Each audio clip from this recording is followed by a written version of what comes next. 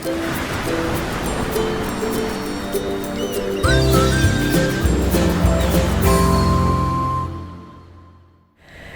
there, this is Allison with Let's Go Travel Tips. Today we have got a COVID health protocol update from the Princess website, as well as big news from Carnival Cruise Lines, and also a really interesting follow-up to that story I told you about Crystal Cruises.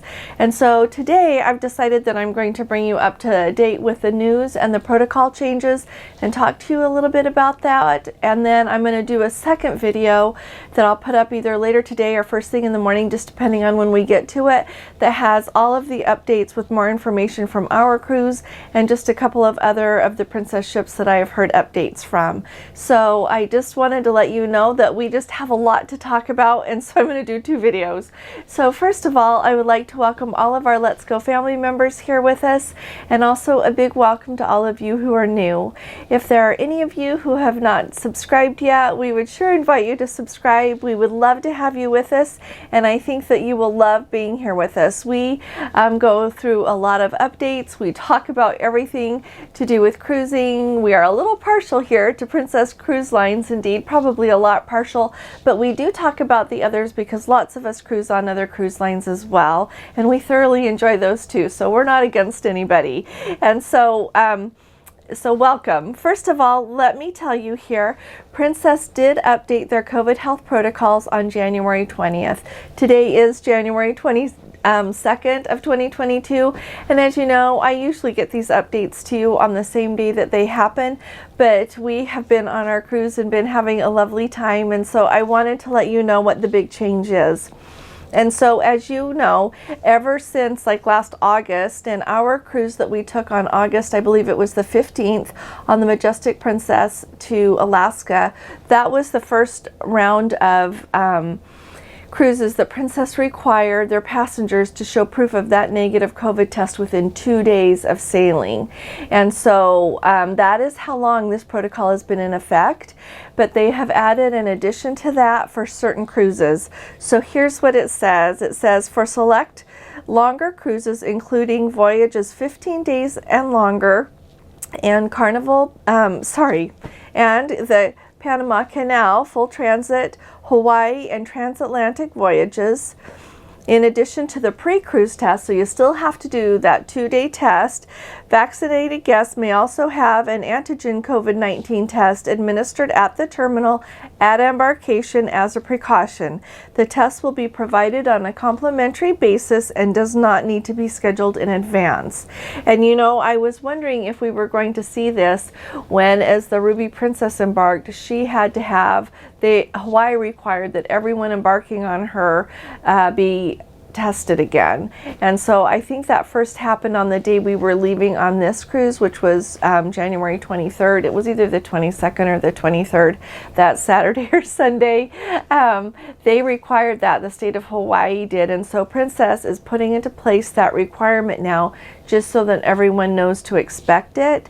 And I think that they are doing it as a precaution, not only to protect themselves like Hawaii is requiring it, but it will be interesting to see what happens with any ports that are on any of these cruises. Maybe some of those ports are starting to require just a tighter testing window in order to let people come ashore. And so I'm really anxious to see what else we hear about this, but I wanted to bring you up to date. And I know that boosters is on all of our minds, and I double checked, and that requirement has not changed. You are considered fully vaccinated if you have received both doses of your like 2 of your Pfizer, 2 of your Moderna. There's a whole list for everyone around the world of all of the vaccines that are allowed by the World Health Organization, and I do have that in my big overall COVID health protocol video, and so I will link that below. But just know that if you're going to go on these longer voyages, you're going to have to be tested at the terminal, most likely. And so that's the big update. Now, let me tell you the other 2 big news stories that we've got, and then we're going to circle back to talking about testing and cruising right now during COVID and Omicron and all of that. So first of all, the other big update we've got is from Carnival Cruise Lines, and they have determined that they are going to start trying out the app called Verifly, and that's an app that's used by some of the airlines so that people can upload their vaccination information and their testing information before they fly. That way it can be verified before the people even get there to get on the plane. So Carnival is starting off today, January 22nd, requiring their passengers who are departing on the Mardi Gras out of Port Canaveral today to do that. And if it goes really smoothly and they are pleased with the results, then they are going to require it at other ports as well. But for right now, they're just trying it at Port Canaveral. And like I said, today is the day the Mardi Gras sails again, and so that's going to be used. The other thing that Carnival announced that they're trying to do is that they are trying to make it so that they can get testing at the terminal easier for passengers, especially for those who are going just on the shorter 3 or 4 day sailings. So they expect to announce by the end of January what they will have in place for that. So that I think is really nice, and we will look forward to hearing about that. And then the last thing that I think is really important that Carnival announced is they intend to continue sailing with their protocols just as they are, requiring the testing and the vaccines and everything that they are currently doing, and requiring masks indoors for the foreseeable future. And so I think that that is a really important note on 2 fronts. Number one, we know that since the CDC has let their conditional sale order expire, that it sounds like Carnival's not changing a thing. And I would add that Princess isn't changing a thing. The only thing that they have updated with those COVID health protocols since the CDC's conditional sale order expired is just that update requiring more testing, in fact. And so Carnival is with them on that. And so I think that we are going to see the masks, the vaccines, and the testing for the foreseeable future. And I don't really know how long that foreseeable future is, but I think it's going to be for a while, because even before we had Omicron, we had masks in indoor areas unless you were eating or drinking. We had the testing in 2 days, and we also had the vaccine requirement. So I think that even as the wave of Omicron lessens, I think we're going to still see that. The third story is really interesting to me. So remember I told you that Crystal Cruises, they announced that they were out of money, they'd be out of money at the end of January, and so they were canceling the rest of their cruises. Well, there was a really interesting development yesterday. The Peninsula Petroleum Far East Company filed a lawsuit against Crystal Cruises and their holding company, saying that they had like $4.6 million worth of unpaid fuel bills, and like dating clear back to 2017. And so they filed a lawsuit and said, we need to be paid. And so the judge okayed an arrest and issued an arrest warrant for the Crystal Symphony ship. Now, she was supposed to come into port today, January 22nd, into Miami and let her passengers off, and then with that announcement of canceled cruises, she wasn't going to sail again. Well, once the judge issued that order for the arrest warrant for that ship, and it was intended, as it says, so that they could hold the ship and get, so that they could be paid for that $4.6 million worth of fuel that is that money that is owed to them. So they were going to get that ship. Well, now Crystal Cruises ended that cruise early in Bimini in the Bahamas, and are sending all of the passengers back to Miami or Fort Lauderdale, whichever airport they needed. They're sending them there. They're sending them back to Miami on the ferry, and then helping them get ground transportation to whichever airport they needed. But they ended not in U.S. waters, so it'll be harder to get that ship. And so it's going to be really interesting to see how this unfolds. My guess is that the U.S. Marshals will still be able to go get it.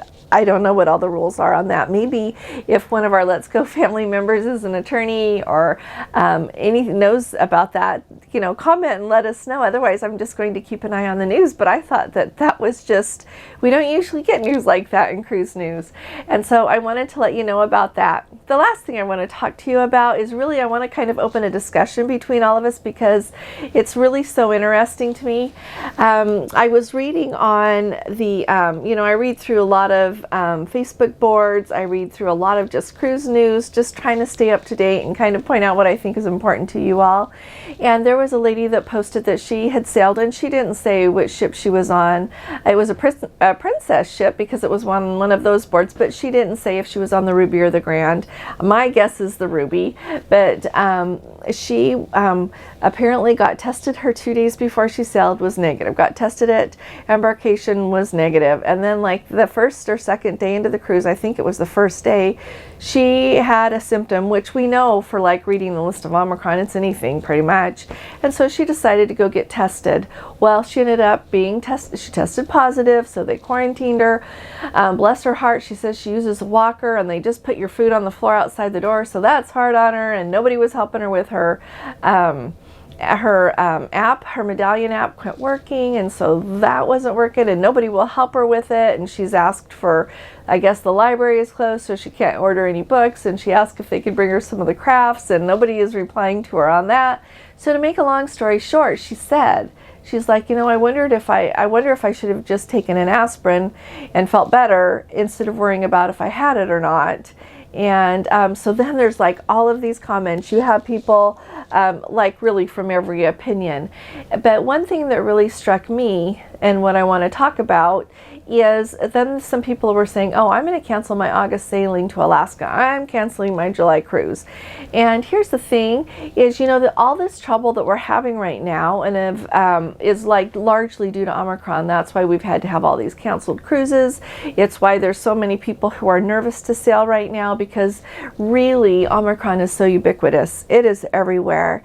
And the unique thing about it is if you are fully vaccinated, and particularly if you have a booster, you just have a mild case. We are not seeing the serious illness that we saw before we had a vaccine. And so what my question to you is, like, what do you think about that? Do you think that we should be canceling cruises so far down the road? I mean, like, the number of cases on the East Coast, in Florida, and as you move east across the United States is decreasing. Now, we live in Utah, is where we are from, and our cases are staying high. Although our governor just said, oh, don't be tested, just stay home if you think you're sick. So I'll reserve my judgment on that comment. But so we are still seeing a lot of cases in spite of a lot of people aren't being tested, but it will go down again. The wave will move through the country, and as we are seeing, as we saw in South Africa where it started, and in England and Israel and all of these places, it doesn't take very long really for it to go through. And so then we'll get back to where we were before that, which is where it was much easier to cruise, and we didn't have a variant that everyone was catching. And so do you think we should be canceling our cruises that are in the summer now? My leaning is no. I think we should wait and see. Princess has that amazing Book with Confidence program that you can cancel up to 30 days before you sail. And so if you've got a cruise that's going like on August 1st, you've got clear till July 1st to decide if you want to go or not. And that gives us a lot of time to see what's going on. And so I would just really like to get a feel for what you all think about that. And you don't have to agree with me. It's okay.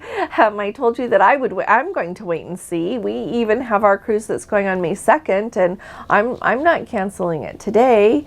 And so let me kind of know what you guys are all thinking. And I will add my thing I always add. I always think it's important to do what you feel comfortable with. So always know that I really think that that's very important. So if you just feel prompted, or you feel for some reason that you need to cancel, of course you should cancel. But just on like reading a few stories here and there, or some cases, I wonder what you think about canceling your cruise that's not happening for a while to do that. So let me know in the comments what you all think. Also, put any questions you've got down there, or anything else that you would like to know, and we'll be sure to get right back to you. So thank you so much. If you appreciate all of this news, will you please give it a thumbs up? I really appreciate it. I'll be talking to you all again really soon. You all take really good care. God bless you. Love you. Bye-bye.